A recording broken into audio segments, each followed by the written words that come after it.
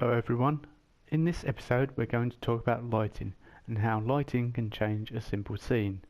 If I were to change the background lighting by going into global settings, here you can adjust things like the simple position of the sun, how dark it is, foggy effect, so bring in fog in, the colour that you wish the fog colour to be, depending on where you are, and also colour correction if you want an altogether different effect, almost like a filter.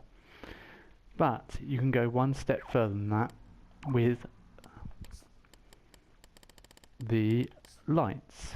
By bringing these in, you can do simple but subtle changes. Lighting that people tend to use commonly, you have swivel lighting, which is positional. You also have this kind of lighting, which is very easy to set up. Change the effect of it all, but you're not really seeing it. So let's plunge it into darkness, and then we can show you what that lighting is going to do.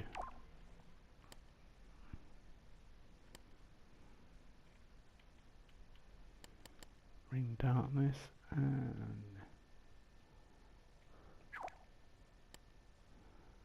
right now if we get this, you can simply illuminate.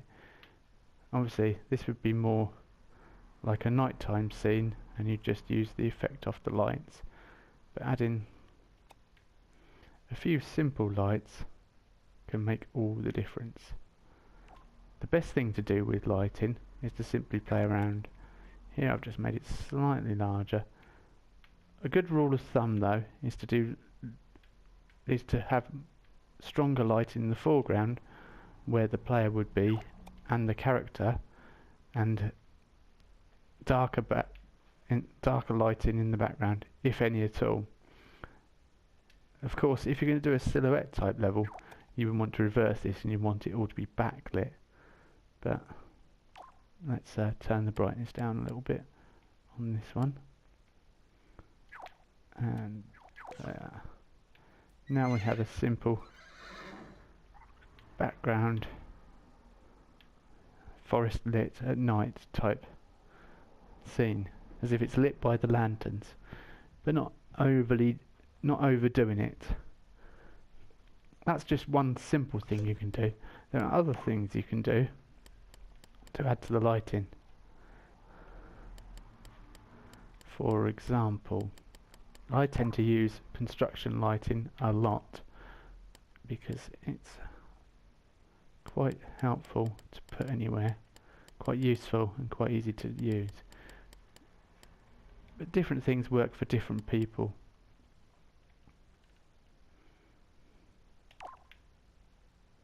You can also make it invisible. You can turn that.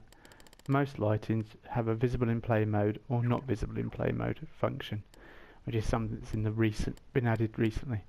But if it doesn't, you can always put an opacity tweaker on it, and if you want it to be so that things can't hit it, then you can always put something else on it. Here's a bank of lighting I created. Let's just turn up the background lighting, and this gives a simple effect.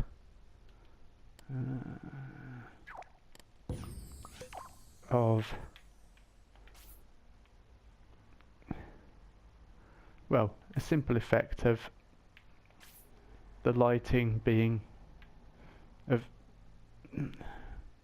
I suppose, what they call God rays, but it's kind of like streams of light beaming into the forest.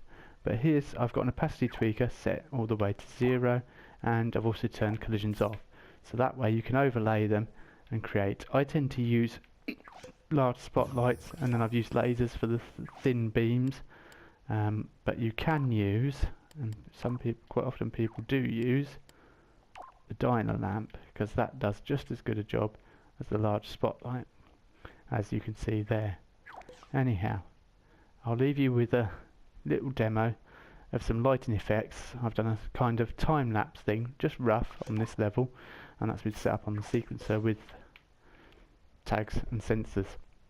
Anyway, please enjoy, and hope you enjoyed this brief look into lighting that I've been promising you for ages. And don't forget to like, subscribe, share. It really does help me out, and I'll see you in the next episode. Thank you. Bye bye. Oh, and one final side note, don't forget to download the free Cafe Latte costume that is available as of yesterday in the store. Yeah, so another free costume been given away. Don't forget to download it. And also in my previous level I said Little Big Network, I think it's supposed to be Little Big Forum, so I do apologise about that. Anyway, that's all. Please enjoy this little bit of this level in a quick time lapse. Enjoy.